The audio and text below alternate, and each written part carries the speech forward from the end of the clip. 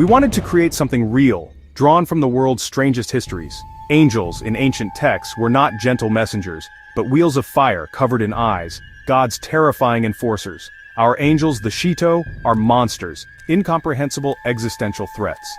Their names, Sakiel, Shamshel, Ramiel, are pulled from Jewish mysticism and apocrypha. We also drew from grimoires like the Ars Goetia, where demons are princes commanding legions. Nerve's Evangelion project became a modern ritual, summoning and controlling immense dangerous power. Gendo Ikari is a sorcerer, using technology as his magic. Our pilots, Shinji, Asuka, Rei, are isolated, forced to confront the immense both outside and within. The entry plug is their ritual chamber, LCL, their holy water. They seek connection with the gods they pilot, but the process breaks them. The line between angel and demon is thin, a human invention. In Evangelion, angels are biological threats. Evas built from angels are monstrous saviors. Humanity's attempts to control the sacred and profane always lead to disaster. The true terror is not the monsters but our own hubris.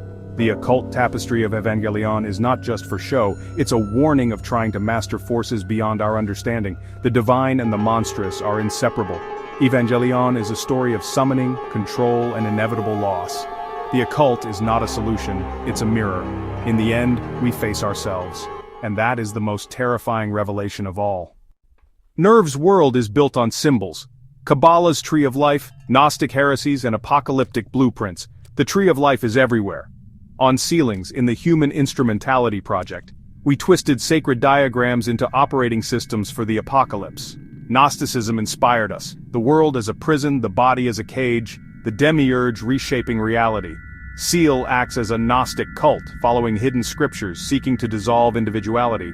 Their apocalypse is not fire, but the erasure of self, a unity that demands annihilation. We weren't teaching theology, but using these systems to build a world of confusion and hidden meaning.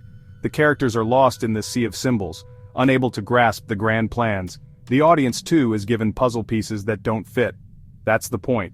The search for a single answer is a trap. Our world is built on contradictions. Nerve's heresy is not just in its symbols but in its ambition to rewrite humanity.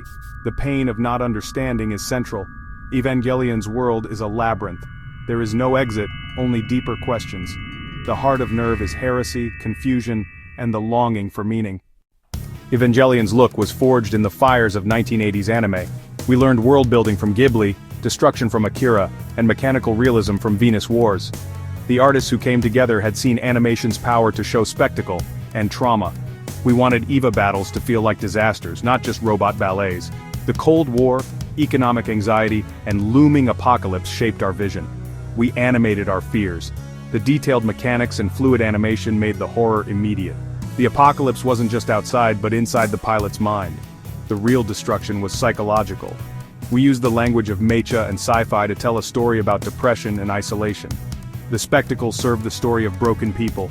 Every explosion, every trembling hand was a window into trauma.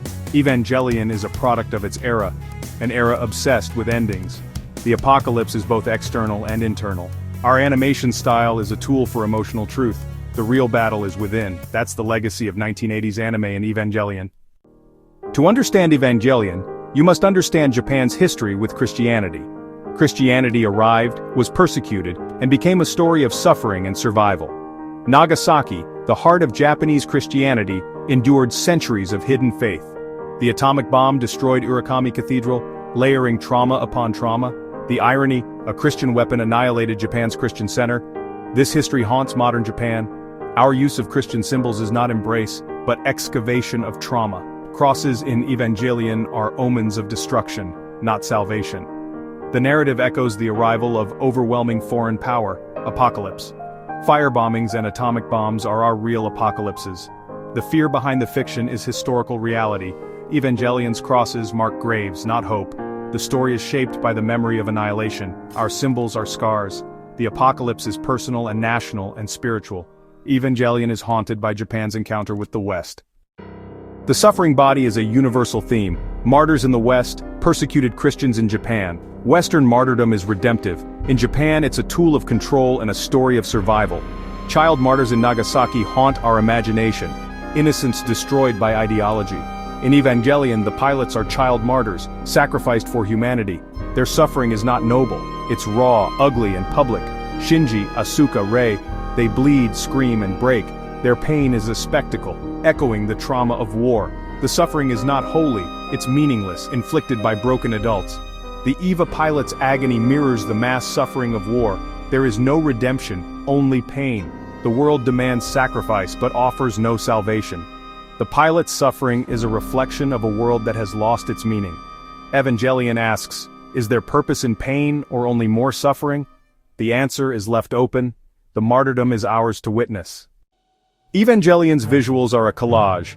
Jodorowsky's Dune, Geiger's biomechanical nightmares, Barker's sacred horror. Eva's and angels are not just machines, they are living, suffering things. We blurred horror and divinity, beauty and grotesque. The third impact is body horror on a global scale, a promise of transcendence through suffering. Apocalypse is not just fiction, it's real, seen in cults, in news, in history. Aum Shinrikyo's attack showed our fantasies were alive in society. Evangelion is a mirror, reflecting sacrifice, trauma, and the urge for apocalypse. Humanity has always sacrificed its children for gods, causes, or ideologies.